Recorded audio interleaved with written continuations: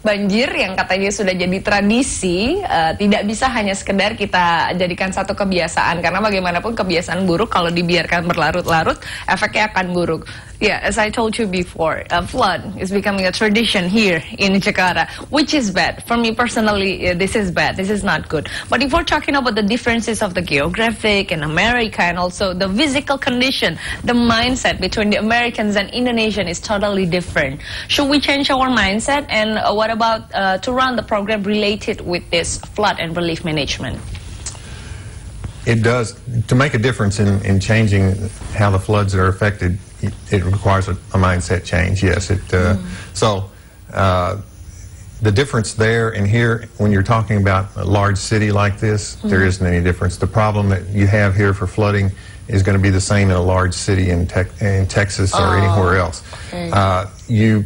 The problem becomes you take what traditionally was, say, agricultural land, where the rain would soak into the ground, and you cover it with concrete, and now it won't soak in, it just runs off. And when it runs off like that in a very large area, it starts to accumulate, and more it accumulates, then you get to a point where it's a problem. So any large city,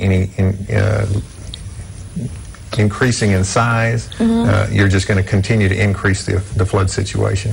The number one mistake is this human error, or basically just a nature? That's hard to say. You can regulate to where the possibility is that when you have development that you will not have any adverse impacts, but that takes quite a bit of effort to do that. Also, we can fix that. The human also can fix that. That's why you do this program. So this will be like a seminar, or it's like a training? This is going to be like a seminar. You're giving the presentation, and you're also giving the education of how to solve it. The target audience. So we're talking about the target audience of this program. Who are they? So far, it's been like planning organizations, emergency managers, a couple of universities. I think here we have another an agricultural group that we're going to be talking to, and at Amerika, and so those are the ones that we're trying to talk to. Those who might have an impact might be able to learn from what I'm presenting and then provide that type of expertise to someone else. Ya, true. Dan kalau di Medan, Bapak boleh ceritakan sedikit bagaimana antusiasme dari audiensnya sendiri?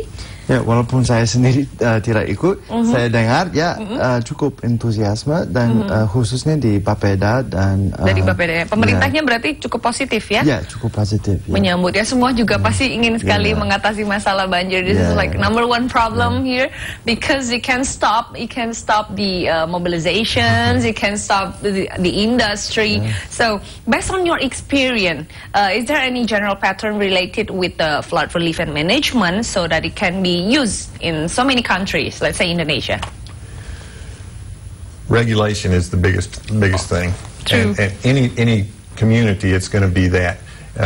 Flooding is different wherever you are, but whenever you start to have large industrialization, it's the same all over. So if you can regulate that to where you can control what's actually happening to keep it from adversely increasing the size of the flood, then you can. It's the same all over. So if you can do that here, you can do it the same thing as we're doing in, say, Fort Worth, Texas. Oh, okay. For example, you can say Texas. And then what about other, is there any other countries that you've been visiting before doing this flood and relief management?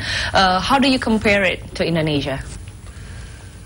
Well, of course, Texas is a semi-arid country, and so it's not the same as here. But where I've been in China and such, they have similar problems. Again, it's the industrialization.